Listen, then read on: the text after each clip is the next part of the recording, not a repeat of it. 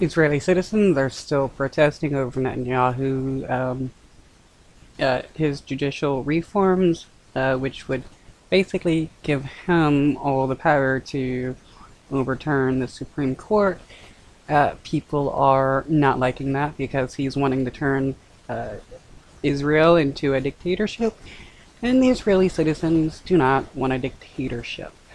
Israelis are stepping up protests today after the country's far-right government rejected a compromise proposal to ease the crisis sparked by controversial judiciary reforms. President Herzog has put forward the changes, but Prime Minister Benjamin Netanyahu rejected them ahead of his trip to Berlin. NBC News foreign correspondent Megan Fitzgerald joins us now with the latest. So, Megan, there does not seem to be an end in sight for this crisis. First of all, remind us why these measures are so controversial and why folks are demonstrating.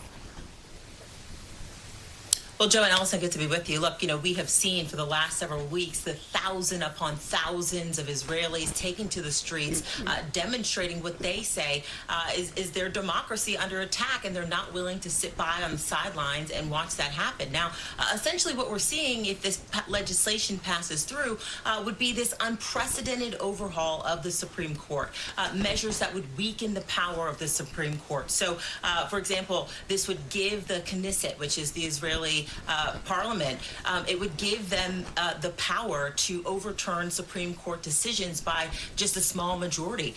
It would also change the way in which that these justices are selected. So there's a lot of concern here, and that is why we see people week after week taking to the streets, every aspect of Israeli society speaking out against this, calling this a dictatorship. I want you to listen to a little bit of what some of these demonstrators had to say. We won't forget them. They are trying to bring fascism to our country.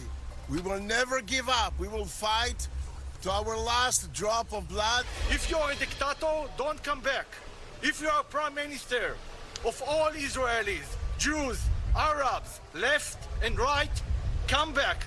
But if you want to be a dictatorship, stay there. Stay.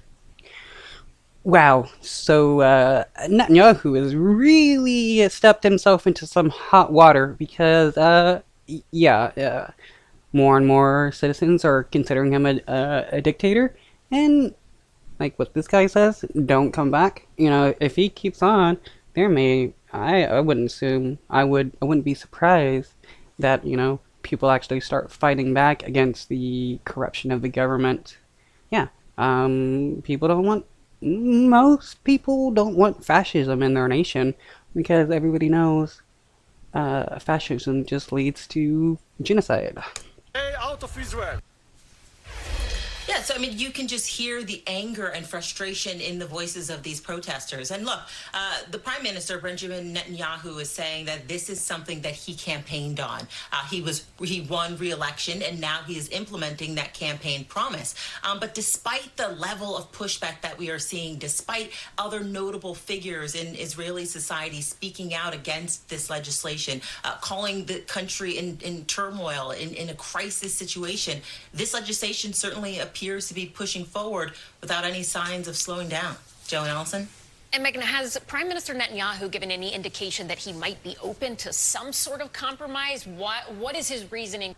What kind of compromise can you give when you want to be a dictator and other people don't want you to be a dictator? What? Just gonna be like half dictator?